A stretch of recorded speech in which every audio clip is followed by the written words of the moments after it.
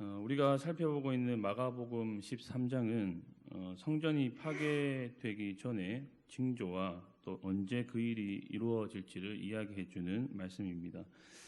13장 초반부에서 이제 제자들이 성전의 그 화려함과 또 아름다움을 예수님께 자랑했지만 예수님께서는 성전이 이제 돌 위에 돌 하나도 남지 않고 다 무너뜨려지게 될 것이다.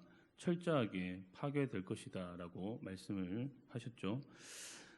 하지만 제자들이 그 시기와 징조에 대해 이제 예수님께 묻자 예수님께서는 성전이 파괴되기 전에 있을 징조들에 대해서 말씀을 하시면서 이제 그것을 주님의 재림과 연결시키는 것을 볼 수가 있습니다. 당시 유대인들은 성전이 파괴되는 것을 세상의 종말 그리고 세상의 멸망으로 보았습니다.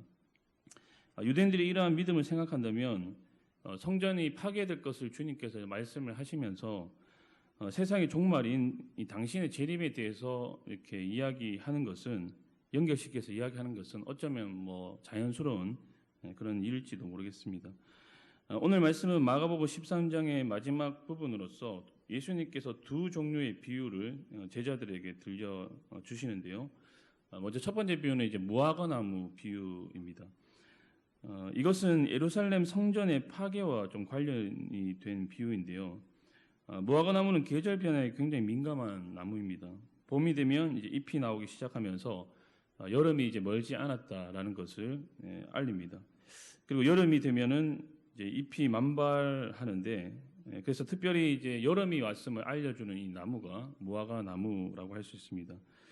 그런가 하면 유대인들에게 있어서 여름은 종말을 상징하는 좀 단어였는데 사계절의 끝이 우리나라는 이제 겨울인데 반해서 유대인 같은 경우에는 이제 사계절의 끝이 여름이었습니다. 그래서 가을로부터 시작을 해서 가을, 겨울, 봄, 그리고 여름 이런 식으로 이제 사계절의 순서가 진행이 되었고 그리고 유대인의 언어인 히브리어의 이 여름이라는 단어와 이 종말이라는 단어가 발음이 좀 비슷했습니다. 그래서 유대인들은 여름이라고 하면 이제 종말을 떠올리고는 했습니다. 그러니까 여름이 가까이 왔다라는 그 말은 이제 곧 종말이 가까이 왔다라는 말로도 이제 유대인들이 이해를 했다는 것이죠. 방금도 이제 말씀드렸지만 무화과나무 비유는 1차적으로는 예루살렘 성전이 파괴될 것과 관련된 말씀입니다. 그러니까 예루살렘 성전의 종말을 예고하는 예루살렘 성전의 파괴를 예고하는 비유로서 오늘 본문 앞쪽의 일들 대표적으로 멸망에 가증한 것이 서지 못할 곳에 서게 된다는 것 같은 이 앞쪽의 그런 일들이 이제 일어나게 되면은 예루살렘 성전이 이제 파괴될 날이 곧 도래할 것이라는 것입니다. 그리고 반드시 이 일, 성전 파괴가 이루어질 것이라는 것을 예수님께서 말씀하고 있는 비유인 것입니다. 30절에 보시면 이 세대가 지나가기 전에 이 일이 다 일어나리라 라고 이제 우리 주님께서 말씀하고 계신데요. 이 말은 예수님과 동시대를 살았던 사람들의 이 세대가 지나가기 전에 성전이 반드시 파괴될 것이다 라는 그런 말씀입니다. 당시로부터 약 40년 후인 주 70년에 이제 로마의 그 티투스 장군에 의해서 예루살렘 성이 실제로 포위가 되었고 점령이 되었고 결국에는 예루살렘 성과 성전이 모두 다 파괴되는 그런 일이 발생을 했었죠. 그때는 예수님과 동시대를 살았던 세대 사람들이 여전히 많이 살아 있었던 그런 시대입니다. 예수님의 말씀처럼 예수님과 동시대를 살았던 사람들의 세대가 다 죽기 전에 바로 성전 파괴 사건이 발생을 한 것이죠. 그러면서 예수님께서는 31절에 천지는 없어지겠으나 내 말은 없어지지 아니하리라 라고 말씀하면서 반드시 이 예루살렘 성의 멸망과 또 성전이 파괴될 것을 반드시 그 일이 이루어지게 될 것을 이제 못 박아 말씀하고 계십니다. 32절부터는 갑자기 이제 주제가 좀 전환이 되는데요. 지금까지는 예루살렘 성전 파괴에 대한 비유와 말씀들이었지만 32절부터는 예수님의 그 파로시아, 그러니까 재림에 대해서 그 주제로 이제 넘어가게 됩니다. 그러면서 두 번째 비유가 이제 34절에 등장을 하는데요. 비유의 내용은 이렇습니다. 한 집주인이 멀리 타국으로 떠나면서 이 종들과 문지기에게 깨어 있을 것을 명령을 하죠. 종들이나 문지기는 이 주인이 언제 돌아올지에 대한 부분들은 일체 어떠한 지시사항도 듣지 못했습니다. 오직 주인이 언제 올지 모르니까 주의를 기울이면서 깨어 있을 것을 당부를 받습니다. 자, 이 비유는 예수님의 재림이 언제일지 모르니까 깨어 있으라는 그런 비유인 것이죠. 32절에서 37절까지 6절 정도 되는 짧은 본문 안에 재림의 때가 언제인지 알지 못한다라는 표현이 무려 3번이나 등장하는 것을 볼 수가 있습니다. 여러분들, 성전 파괴는 그 일이 있기 전에 징조가 있을 것이라고 우리 예수님께서 말씀을 하셨습니다. 하지만 주님의 재림은 징조도 없고 예고도 없다는 거예요. 그렇기 때문에 제자들은 언제나 준비된 모습으로 깨어 있어야 할 것을 말씀하고 있는 것입니다. 늘 깨어서 주님의 재림을 준비하는 그런 삶을 살라는 것이죠. 여러분, 그렇다면 깨어 있다는 것, 깨어 있으면 무엇을 의미하는 것일까요? 누가복음의 병행 본문을 보시면 누가가 이 깨어 있음을 기도와 연결시키는 것을 볼 수가 있습니다.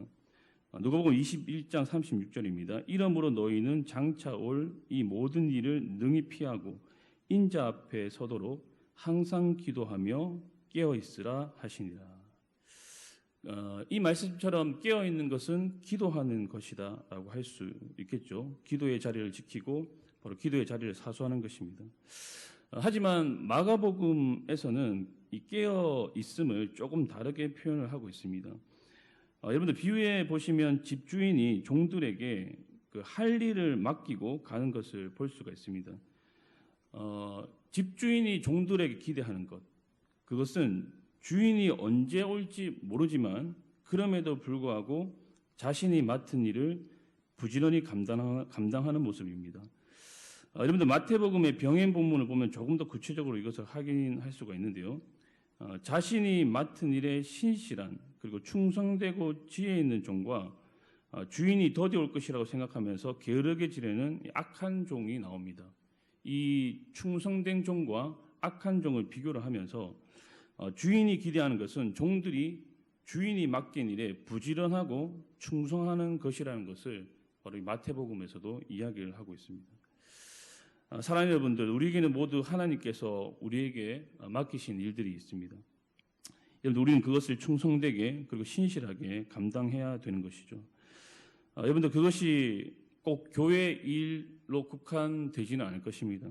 그것이 교회의 일일 수도 있을 것이고, 아니면 가정에서, 직장에서 그리스도인으로서 내가 해야 할 일일 수도 있을 것입니다. 가정에서는 그리스도인 부모로서 해야 할 일일 수도 있을 것이고, 직장에서는 그리스도인 직원으로서 해야 될 그런 일일 수도 있을 것입니다. 여러분들, 그것이 무엇인지 간에 우리는 그것을 충성스럽고 신실하게 그리고 지혜롭고 슬기롭게 감당해야 하는 것이죠.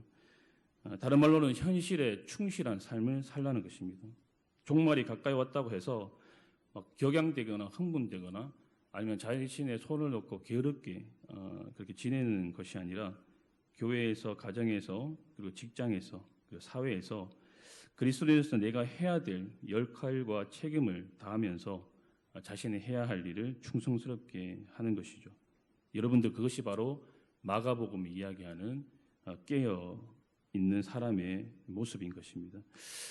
저 여러분들에게 그러한 은혜가 있기를 바랍니다.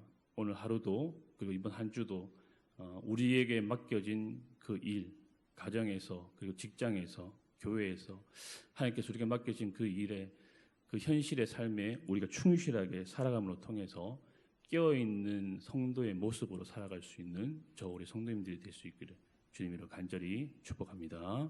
아멘.